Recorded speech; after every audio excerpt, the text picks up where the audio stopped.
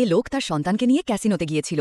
তারপর সেই শিশু বাজি ধরার জন্য ইশারা করে একটি লাল চিপ তুলল, কিন্তু লোকটি ভেবেছিল যে বাচ্চা কেবল তার সঙ্গে খেলছে, তাই সে কোনো বাজি ধরেনি।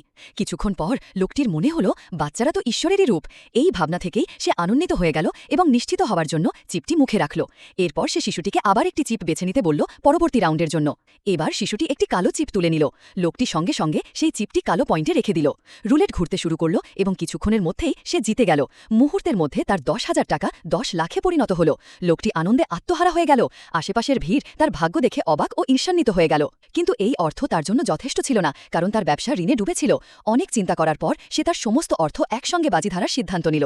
পরবর্তী রাউন্ডের জন্য শিশুটি এবার লাল চিপটি বেছে নিল। লাল রং দেখে সে কিছু না ভেবেই সমস্ত টাকা বাজি ধরে দিল। তার চোখ রুলেট হুইলে আটকে ছিল, আর ঋণদাতাদের ফোন কল আসতেই থাকল, যা তাকে আরও উদ্বিগ্ন করে তুলল। রুলেট হুইল তৃতীয়বার ঘুরল এবং লোকটি হঠাৎ আনন্দে লাফিয়ে উঠল। সে চিৎকার করে বলতে লাগল, 10 লাখ 10 কোটিতে পরিণত হয়েছে।